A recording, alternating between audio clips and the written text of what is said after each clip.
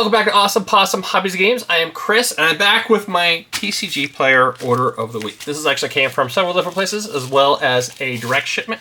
So let's go ahead and start talking about this one. Is I'm working on something blue. Yes, something blue. This is one starting off with Displacer Kitten. 1 blue, 3 generic for a 2/2 creature cat beast with avoidance. Whenever you cast a non-creature spell, exile up to 1 target non-land permanent you control, and then return that card to the battlefield under its owner's control. So a great way to create a blink effect, blinking in and out of something that has some kind of great entering the battlefield or just enters effect. And this card does a ton of work, especially for the price right now.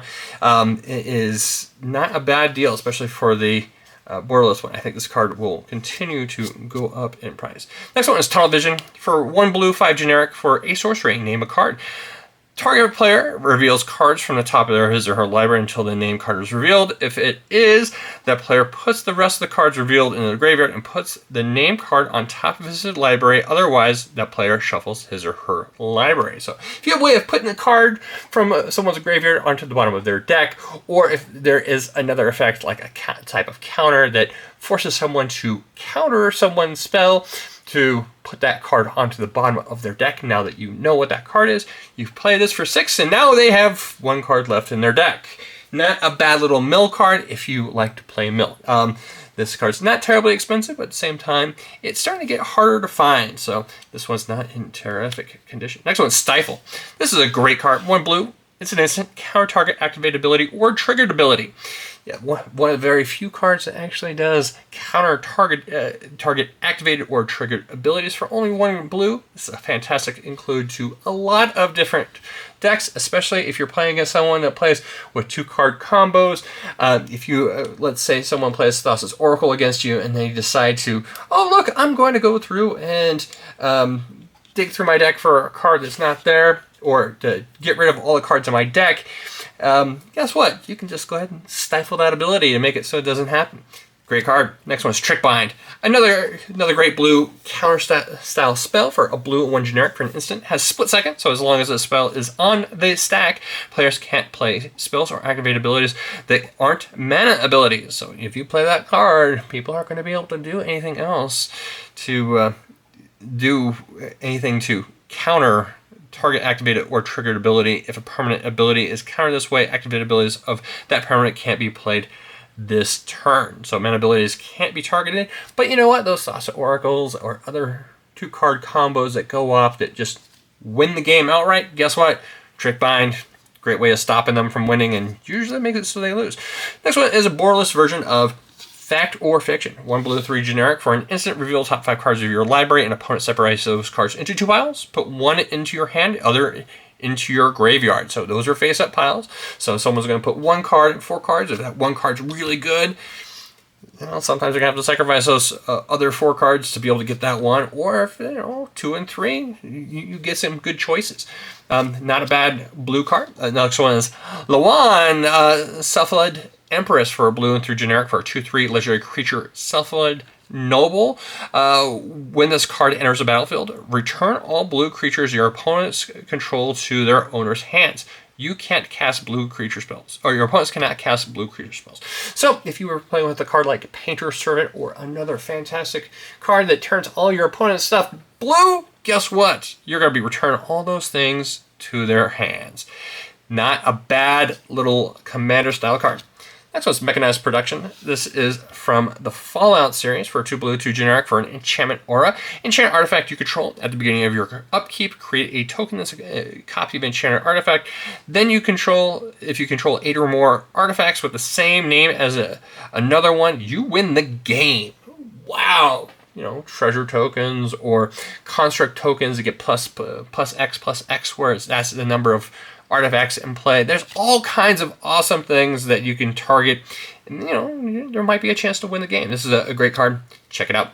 True Polymorph. This one is amazing. 2 blue, 4 generic for an instant. Target artifact or creature becomes a copy of another target artifact or creature. So you can go ahead and target your own things, or you can target your opponent's things to become another target of another artifact or creature. So if they have a win condition in play, you can go ahead and stop it by just changing what something is, and it stays that way. It doesn't say until end turn. So if they have an amazing commander, or if they have something else that's going to be relevant to the board state, for only 6 mana, you can go ahead and make it so their entire day is ruined. It's a cool card. Check it out. It's not very expensive, so it's a good time to check it out. Fraying Sanity. This is a foil card from the new Eldraine set. So this is for a blue and 2 generic, it's enchantment or a curse. Enchant player at the beginning of each end step. Enchant player mills X cards, where X is the number of cards put in their graveyard from anywhere this turn. This is a great addition to any mill deck, or if someone is going through and piling through their deck looking for something, this one could be a game winner. Just a great way of balancing out cards if someone's just digging through decks, digging through cards, and it doesn't matter if someone is milling to go through and digging through to find cards. This makes it so if someone's just going through and drawing a bunch of cards and having to discard, guess what? That activates this for that mill effect as well. So a Necropotence, this is for 15, and they have to discard 5 or 10 cards. They're going to be milling that many as well. So this card it is worthwhile to look at for several different decks, or at least several different instances. Next one's Fairy Artisans for a blue 3 generic for a 2/2 creature. Fairy Artificer, flying, and whenever a non-token creature enters the battlefield under opponent's control, create a token that's a copy of that creature, except it's an artifact in addition to its other types, then exile all other tokens created by Fairy Artisans. So whatever your opponent has played last, yes, whatever they have played last, you're going to have a copy of it in play. So it is very circumstantial, but at the same time, it has a chance of creating some really cool bombs that really is going to bother your opponents based on what they have played. Next one's Jace Awaken. I got a couple more copies of this because I have just a feeling that it's going to be doing something here in the future. For only 2 blue, it is a 3 loyalty legendary planeswalker, Jace. You can't cast this spell during your first, second, or third turns of the game. Yeah, it's a big drawback, but at the same time, you're not really going to be playing it on your first turn. But second and third, it's kind of hurts because it is a 2-drop, and you want to be playing it as soon as possible, just so you're able to start getting some more loyalty counters on. So +1, you get to draw a card, then discard a card. Good way to dig in through your deck. +1, you may exile a non-land card with mana value of 3 or less from your hand. If you do, it becomes plotted. So it's a good way to be able to play cards from your hands without having to pay the mana cost. Of course, there's going to be a turn where it's just going to be sitting, but it is a +1 ability, so that's not bad. So -6 until end of turn. Whenever you cast a spell, copy it. You may choose new targets for the copy. So if you've been plotting a bunch of things and you have chosen not to play it on the turns before you get to -6 it, you can go through it and make a lot of copies of that spell, which is terrific. It's fantastic. I am a big fan of Jace Reawakened. I think it is going to have some potential here in the future. Next one's Murloc Queen for a blue and 4 generic for a 4/4 creature crab mutant. This is from Fallout. It is from the the Rad Storm deck, and it is amazing. I love that the Murloc Queen being inside the Wise Mothman deck. The Wise Mothman is fantastic, and this card can go in several different decks. For a 4/4 for only 5, has vigilance, and whenever this card enters the battlefield, target player gets 2 rad counters. And whenever 1 or more non-land cards are milled, draw a card. Then put a +1/+1 counter on Murloc Queen. This ability triggers only once each turn. So if you're playing with other cards like Frayed Sanity or other mill cards, or if you're just relying on the rad counters themselves, this guy can get absolutely abusive, especially for only 5 mana. I had to pick up another copy. So next card is Forger's Foundry. 1 blue, 2 generic for an artifact. As I was saying before, for different cards, Jace Reawakened, you can go through and do all kinds of crazy things, from playing things from exile, and this one's no different. This goes perfect in any kind of storm deck. Tap, add a blue. When you spend this mana to cast an instant sorcery spell with mana value 3 or less, you may exile that spell instead of putting it in its owner's graveyard as it resolves. So it's an expensive mana rock, but for 2 blue, 3 generic, and tap, you may cast any number of spells from among cards exile with Forger's Foundry without paying their mana cost. Activate only as a sorcery. So, excuse me, as you're able to go through and cast more spells with this. You're able to put more underneath it, exiled, and then later on when you're ready to storm off, this is a great way of just paying 5 and tap it to cast any number of those spells that cost 3 or less, and it just adds to your storm count real fast. Speaking of storm, this is another great storm style card for blue and 2 generic. It is a sorcery. Lock and load. Draw a card, and then draw a card for each other instant and sorcerer spell you've cast this turn, and you can plot it ahead of time for a blue and 3 generic. So if you've gone through and played like 3 cards from Fortress Foundry, you're able to draw 4 cards from just this. It is a great card draw ability. Unfortunately, it's not an instant. It would be really cool if it was an instant, but you know, not everyone can have draw spells that are instant speed. Next one is Mystic Remora. This is a boardless version of a fantastic card.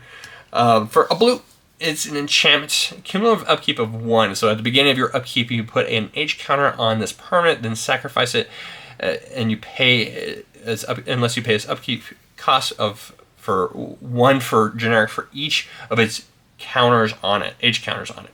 So whenever an opponent casts a non-creature spell, you may draw a card unless that player pays 4 generic mana. So it's just like Rhystic Study, except it only works against non-creature spells. And this card is just amazing good, especially for only one blue. It's good. I recommend checking it out.